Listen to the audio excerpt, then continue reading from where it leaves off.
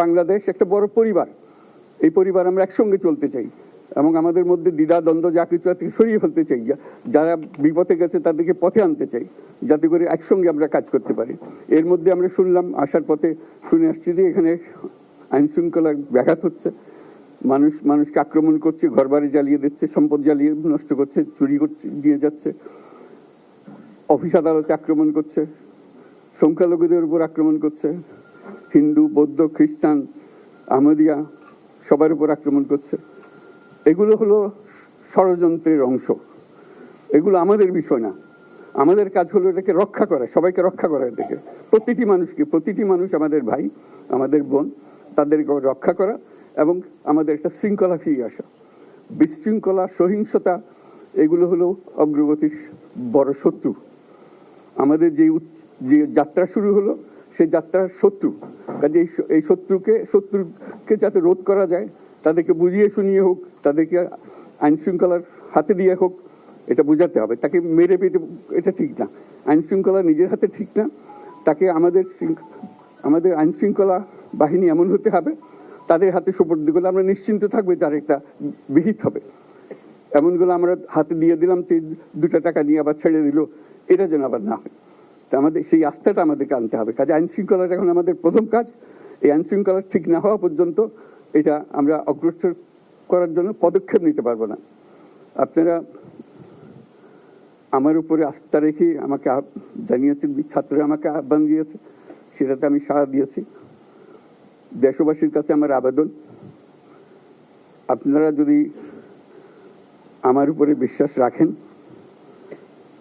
আমার উপরে ভরসা রাখেন, তাহলে নিশ্চিত করেন যে দেশে কোনো জায়গায় কারো উপরে হামলা হবে না। এটা আমাদের প্রথম দায়িত্ব। এটা যদি আমি করতে না পারি, এটা আমার কথা যদি না শোনেন আপনারা, তাহলে আমার প্রয়োজন এখানে নাই। আমাকে বিদায় দেন, আমি আমার কাজে থাকি, সেখানে আমি ব্যস্ত থাকি।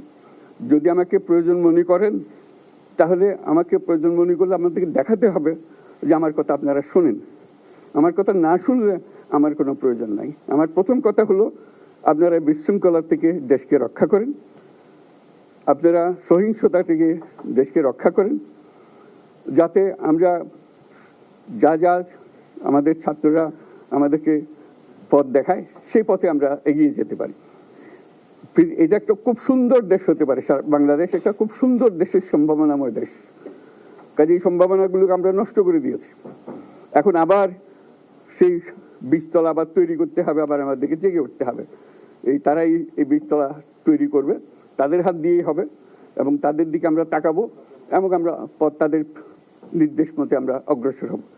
এখানে সরকারি কর্মকর্তা কর্মচারী যারা আছেন, সেনাবাহিনী, বিমান বাহিনী, নৌবাহিনী প্রধানরা যারা আছেন, তাদের প্রতি অনুরোধ, আমরা একটা পরিবার। এইটার মধ্যে যেন আমাদের গোলযোগ না হয়, আমরা একযোগে একসাথে চলতে পারি এবং আমরা তড়িৎ গতিতে একটা সুন্দর বাংলাদেশ গড়ার পথে এগিয়ে যেতে পারি। সেটাই আমার কামনা। আপনাদের সবার কাছে আবেদন, আমাদেরকে সেই সুযোগ দেন, আমরা সেই পথে আমরা যেন অগ্রসর নিজে প্রশান্তি পাই। পৃথিবীর সবাই আগ্রহ করে তাকিয়ে আছে আমাদের দিকে। এখানে যখন ছাত্ররা রাস্তায় নেমেছে, পৃথিবীর সব জায়গা থেকে অভিনন্দন এসছে, যে তারা অবাক হয়ে গেছে। আমাদের তো গা শিউরে উঠেছে, প্রতিদিন যা হয়েছে অবিশ্বাস্য কাণ্ড। তাদেরও এটা স্পর্শ করেছে, তাদের তরুণরাও জেগে উঠছে আমাদের ছেলে মেয়েদের এই অভিজ্ঞতা থেকে, তাদের এই সংবাদ থেকে তারাও চোখ জেগে উঠেছে আমরা কি করতে পারি।